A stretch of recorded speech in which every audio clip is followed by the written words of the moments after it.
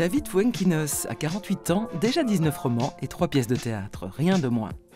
Un cocktail d'émotion et d'humour qui fait de vous un auteur de best-seller depuis La Délicatesse que vous avez adapté au cinéma avec votre frère Stéphane. Ensemble, vous avez co-réalisé Jalouse et Les Fantasmes, dont vous signez les scénarios. Vos livres Le Mystère Henri Pic, Les Souvenirs et Je vais mieux furent également portés à l'écran par d'autres. Vous décrochez le prix Renaudot et le Goncourt des lycéens en 2014 pour Charlotte, un livre consacré à Charlotte Solomon, jeune peintre déporté et décédée à Auschwitz. La mort et la renaissance à la vie sont au cœur de tous vos romans, à l'instar de votre propre vécu. Votre nouveau roman numéro 2 parle de la fatalité à travers le parcours de celui qui a failli être Harry Potter. Bienvenue à bord, David Fuenquinos. Il y a une énorme différence, David, entre lire et puis décider d'écrire. C'est quand vous vous dites, ben moi aussi, je vais prendre un bic et je vais commencer à écrire. Alors c'est vraiment, encore une fois, pour communiquer. Je me suis mis à écrire beaucoup de lettres à cette période. Ouais. Et je pense que tout adolescent cherche vraiment le moyen d'exprimer ce qu'il a en soi. Et je me suis rendu compte que c'était par les mots que j'arrivais à exprimer certaines choses. Et j'ai commencé à prendre un plaisir incroyable à écrire, à exprimer des choses. Alors, À qui? Plutôt j'étais un adolescent romantique, j'étais amoureux, je faisais des déclarations enflammées et puis bon, je ne recevais pas de lettres en retour. Je me prenais des râteaux, mais au moins j'avais pris du plaisir à écrire, à exprimer mes sentiments. Et puis ça s'est progressivement, transformé en nouvelles. J'ai commencé à écrire des nouvelles, j'ai participé à des concours de nouvelles, j'ai tout raté, j'ai jamais gagné le moindre prix, mais je prenais du plaisir et j'avais le sentiment que ma place était là. Et à un moment, vous vous dites quand même, je vais écrire un roman. Et ce roman, à la fin, je vais l'envoyer à des maisons d'édition et on verra. Alors pas tout de suite. Je pense que j'ai écrit entre 6 et 8 romans avant d'envoyer un manuscrit. C'est vrai ? Ah ouais. Je veux dire, j'ai mis des années à apprendre à écrire. C'est-à-dire que tous ces romans d'apprentissage, j'avais le sentiment que je pouvais améliorer les choses, que je peaufinais. Et un jour, à 25 ans, je me suis dit, tiens, pour la première fois, je finis un roman, je finis une histoire et j'en ai pas d'autres qui arrivent dans mon esprit. Et si je me confrontais, si quelqu'un le lisait, parce que personne n'avait lu, ni mon entourage, ni personne. J'ai envoyé à de nombreuses maisons d'édition et j'ai reçu que des refus, des lettres types. Et donc j'avais complètement oublié et un jour j'ai reçu un appel des éditions Gallimard, le comité de lecture. Des années après, j'ai vu la note qui disait c'est foutraque, c'est bordélique, mais ça vaut le coup d'essayer. Ah ouais? Donc ouais, c'était une époque aussi où c'était peut-être plus facile de donner sa chance à des premiers romans avec des univers un peu loufoques, je sais pas.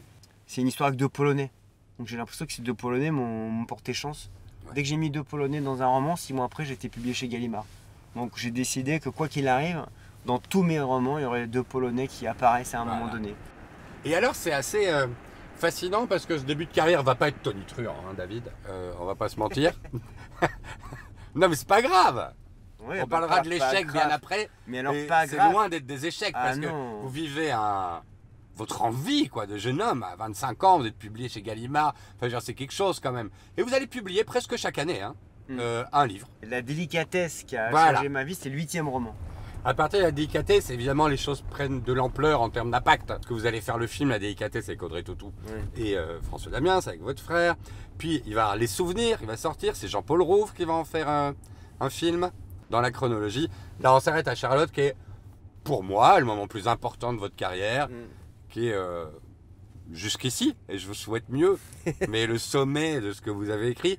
Charlotte est vraiment un superbe livre, qui en plus je pense est chargé de sens pour vous, qui est l'histoire de Charlotte Salomon, qui est une peintre, juive, décédée à 26 ans, en 1943 à Auschwitz. Et vous avez écrit un livre en fait, tout à fait improbable, je veux dire, court, en vers, qui s'y attend, qui va lire ça, Fuenquinos? Et paf, ça fait mouche complet, c'est prix Goncourt des lycéens, mais plein d'autres choses, mais surtout c'est un beau livre. Mais merci, mais c'est vrai qu'au tout départ, les gens ouvraient le livre, fermés, disaient qu'est-ce qu'il nous fait, en plus c'est un sujet tellement douloureux. Donc ça a été au-delà de tous mes espoirs en fait le destin de ce livre, c'est-à-dire que petit à petit les gens l'ont lu pendant l'été avant la rentrée 2014. Les libraires l'ont placé comme livre préféré de la rentrée sur les 500 ou 600 livres qui sortaient.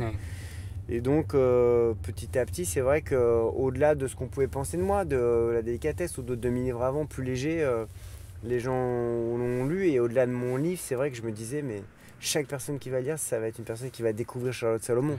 Parce que certains la connaissaient évidemment, mais elle était de plus en plus oubliée, assez peu mise en avant. Et c'est un livre sur lequel j'avais travaillé pendant 8 ans. J'avais cité Charlotte Salomon très souvent dans d'autres de mes romans. J'étais vraiment animé d'une obsession, mais pas... Souvent l'obsession c'est un peu connoté négativement. J'étais envahi par elle d'admiration et de fascination pour cette femme que je trouvais absolument extraordinaire d'un point de vue artistique et puis si courageuse. Après, il y a eu une grande exposition à Nice.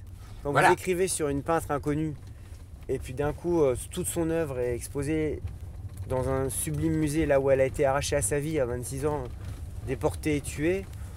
Moi, j'avais les larmes aux yeux de me dire, toute mon énergie, c'était de remettre sa peinture au premier plan. Et c'est vrai que ça a été... D'ailleurs, après 1 an, j'ai pas du tout écrit. Et c'est vrai. J'avais le sentiment que tous mes livres me menaient à celui-ci.